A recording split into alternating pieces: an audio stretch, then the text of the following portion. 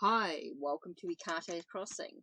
Okay, what I'm going to do today with this book here, A Journey of the Heart.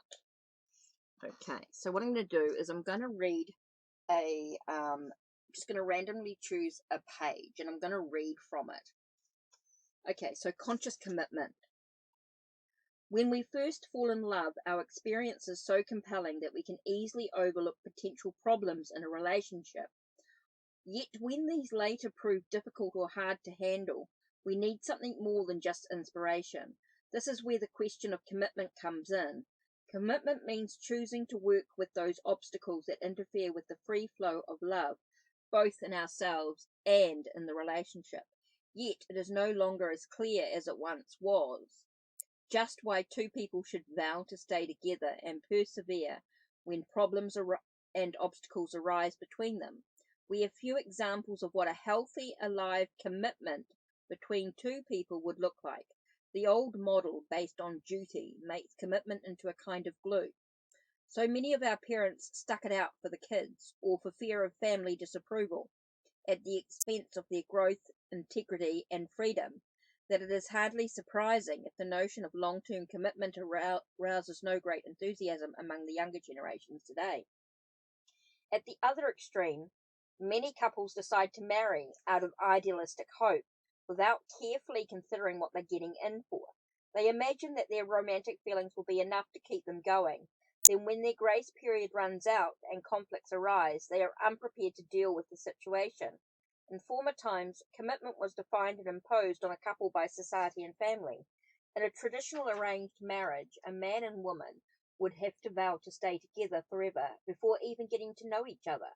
With this kind of background, it is not surprising that so much unconsciousness surrounds commitment today, and that many of us stumble into marriage half asleep.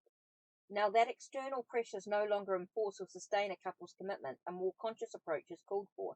Staying together is but a small part of what genuine commitment entails, only the outer expression of an inner dedication, the essence of a living commitment in two people's devotion to their mutual unfolding, which can only be based on a more primary commitment within each individual to open more fully to life itself. Initially, two partners cannot be sure what they are doing together, or how far their relationship can go. Yet through testing the power of their connection, the depth of their love, and their capacity to handle its challenges, they become clearer about its place in their lives, and can thus honour and affirm it more wholeheartedly, instead of starting out as a promise, till death do us part, spoken in a marriage altar. Conscious commitment is something that develops more gradually. It is a more advanced stage of a relationship that involves out of successfully navigating many earlier tests and challenges, such as a commitment is awake and alive. Unlike something manufactured out of duty, hope, or preconceived ideas, it emerges organically from the relationship's own ripening, and is full of passion, freshness, spontaneity, the very juice of love. Making a genuine connection. This is the steps towards a conscious commitment. Making a genuine connection. The ground of a strong and lasting commitment is the passionate connection between two people whose beings say yes to each other. When two people connect being to being, they experience a deep soul resonance that goes beyond mere romance or desire. Something powerful and real inside them starts waking up and coming alive in each other's presence. It is often surprising because they cannot reason themselves into or out of it, although it seems to arise mysteriously out of nowhere. It may also have a certain familiarity, as one woman described in her connection with her husband. I felt when I met him that I'd known him before, as if for many lifetimes. I especially remember waking up next to him with a profound feeling that I'd just woken up after 1,000 years. Just as the body of a guitar amplifies and enriches the vibration of the strings to produce a full, rich musical sound, similarly, the resonance between two beings amplifies and enriches the qualities of each. This kind of soul connection can sustain two people much longer than attraction to each other's personalities or attributes. Out of this passionate resonance grows a devotion to each other's unfolding, which can allow them to persevere through difficult times and overcome any obstacles that threaten to come between them. Testing the connection, working with whatever arises. The deeper a soul connection goes, however, the more it brings out our karmic patterns and personal neurosis to the surfaces. So before two people can feel confident about making a commitment to each other, they need to find out whether they can handle this challenge. The penetrating quality of an honest, loving connection wears away after facades, bringing out the best and the worst in us, along with the open-heartedness. All our fears, insecurities, and resistances to intimacy start to emerge. We may find ourselves becoming more emotional, jealous, or unreasonable than we have ever thought possible. We may discover new intensities of terror. We may recoil in horror at all the hard, tight, petty faces we come up against inside ourselves, and we may seriously doubt whether we have what it takes to make a go of a relationship at all. Real intimacy, in short, brings up our unfinished business, all the rough spots in ourselves and in our partner that still need to be polished, refined, and further developed. So although many couples marry purely out of delight in each other, it may be better for two people to go through a certain amount of disappointment, heartbreak, and strife before making such a commitment. Such experiences provide a way of testing themselves in their relationship. Can they handle the disappointment of realizing that they can never meet all of each other's needs? Does their relationship depend on a limited set of roles? He is commanding, she is yielding, for example, or can they make room for all the different sides? Can they include not just their sweetness and love, but also the thunderstorms that arise between them? The main question facing a couple when they come up against their rough edges is, can they work with whatever arises between them, no matter how demanding it may be, and include that as part of their path together? Working with whatever arises means facing it and meeting it with their attention and concern so that they can find a way to move through it. If they cannot do this, they can never be fully present in the relationship and therefore never fully committed. Couples often have to face this test early on in their relationships. For example, after Nicole spent a wonderful first 2 months of getting to know Philip, she discovered that he had an overbearing steamroller side that often left her feeling trampled into the ground. He in turn felt disappointed that she did not stand her ground and engage with him more forcefully. At first they avoided dealing with these discontents because they were uncertain whether any good would come of it. Nicole did not know whether Philip could hear or respond to her need for more gentleness and consideration, while he wondered whether she had any interest in becoming more powerful. Until they could answer these questions, they could not move any closer. Fortunately for their relationship, they were each willing to work with the obstacles that were preventing a fuller connection between them. This provided an important early test of how far they could go together.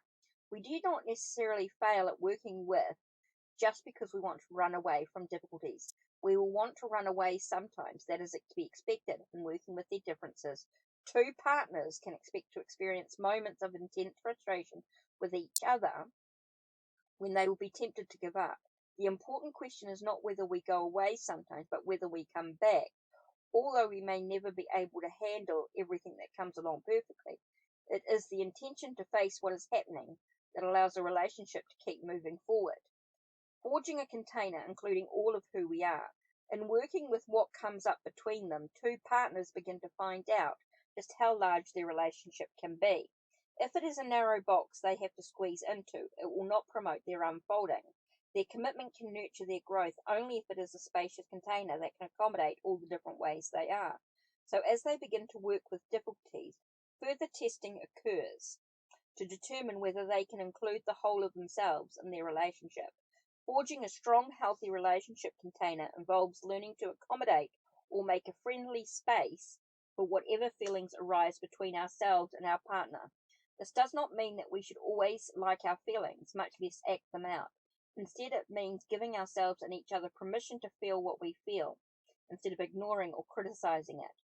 This process of accommodating feelings in a relationship involves working out a balance between containment and expression. Consciously containing feelings means bringing attention to them, giving them space, and seeing what they have to tell us. Impulsively expressing everything we feel or venting emotions because we are uncomfortable containing them will eventually overwhelm our partner, thereby constricting and shutting down communication. If that is our usual style, then our work involves learning to contain our feelings and work with them inside ourselves.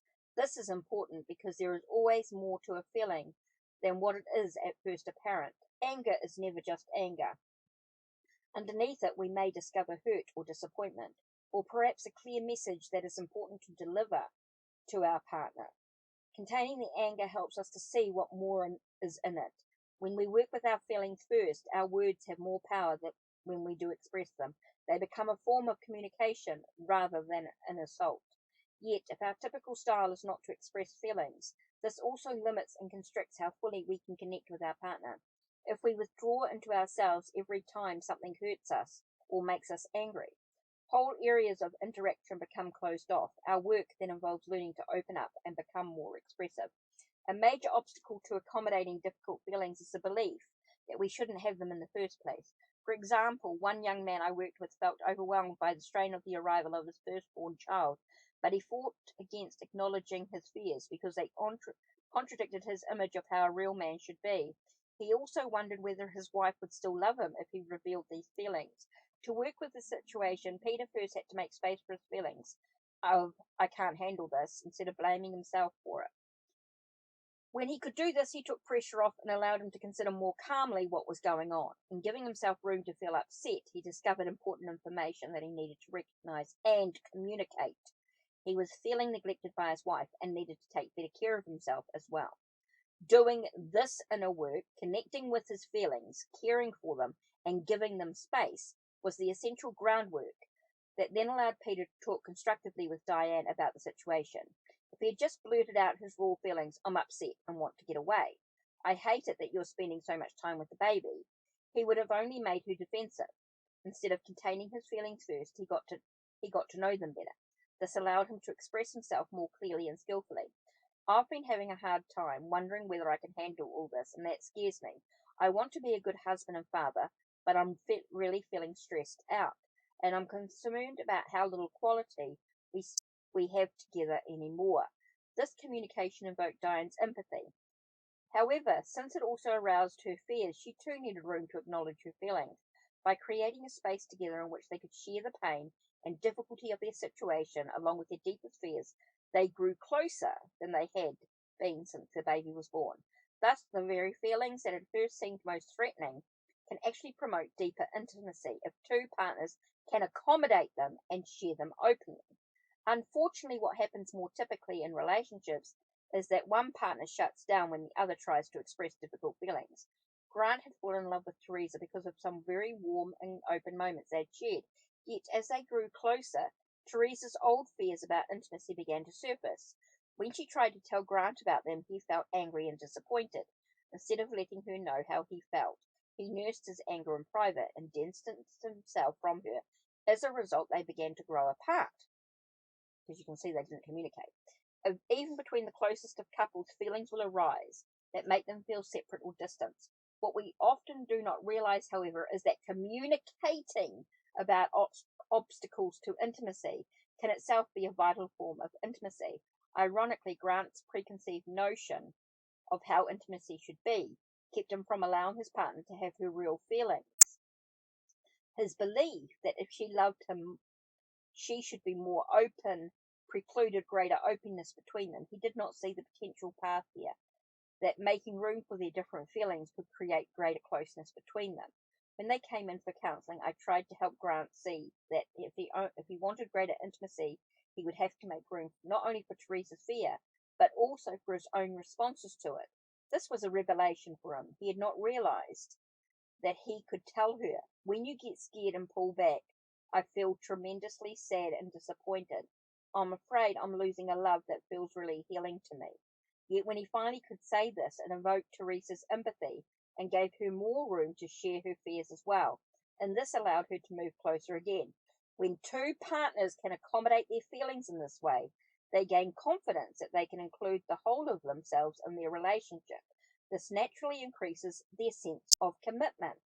For two people to include all of themselves in a relationship means walking a thin line, neither suppressing how they are not just indulging their habitual patterns, but considering how to work with Philip's steamroller tendencies. Nicole realized that she could not just reject this part of him because it also contained a fiery intensity essential to who he was. Other than the aggressive way it sometimes came across, she actually found his fierceness attractive. Realizing this helped her find the right balance, letting him know how she liked his intensity, but that it hurt her when he overpowered her with it.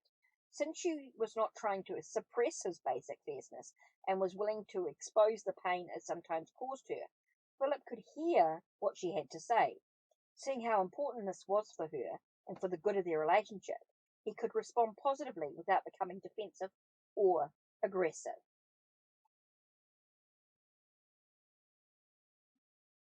Ooh, I think that's it for today. I will continue in the next video. If you want to know more, don't forget to leave a comment down below. Like, subscribe, and ring the bell so you know when the next video will be uploaded. Take care and blessed be.